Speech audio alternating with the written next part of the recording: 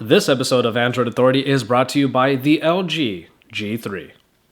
One thing we definitely need our smartphones to be able to do is multitask. After all, our lives can be so busy that we need to be able to do one thing at the same time as doing another, like say looking up a phone number and then being able to dial it right away without having to memorize it in our heads. That's a pretty simple example, but our smartphones are perfect ways of being able to do that. So it's Josh Vigard from Android Authority. What's going on, everybody?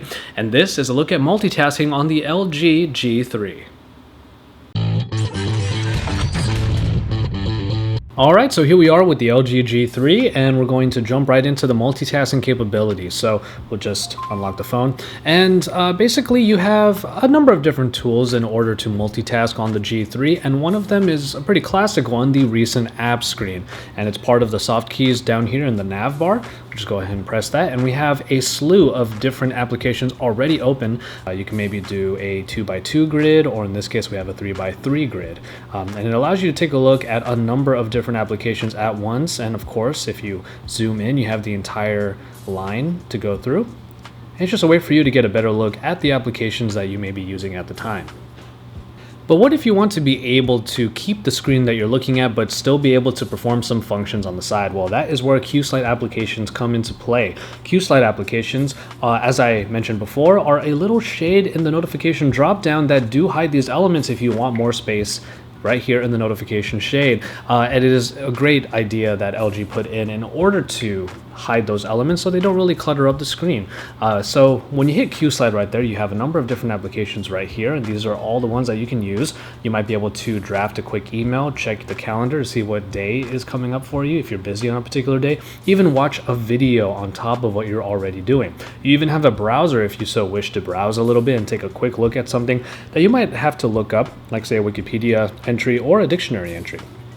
But the example that I'll use is with the same one that I gave in the previous one, and that's this location where I love to buy and drink tea. So we have the number right here that is available, and if I wanted to dial it very quickly, I would open the phone QSlide application right here and easily be able to dial the number in. So that is one of the better ways of being able to just quickly get to a number, let's say using the QSlide app for the phone. And the other way around works as well. If you have the phone open, we can open up the browser QSlide application and we'll have the number right there in the QSlide browser.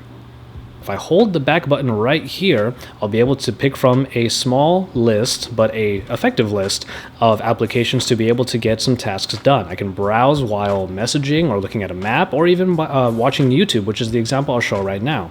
I'll throw up the browser on the top there, and then I'll throw YouTube on the bottom. It's nice and quick, and once you have it available, you can actually change the amount of space that both windows take up. You'll see I have this page right here that I've had queued up for the last two examples already, and then I have a video queued up here, good old Joe with the Google Play weekly video for this week. And from there we basically have just an easy way of looking at two different applications at once and being able to enjoy a YouTube video in this case and browsing the internet at the same time.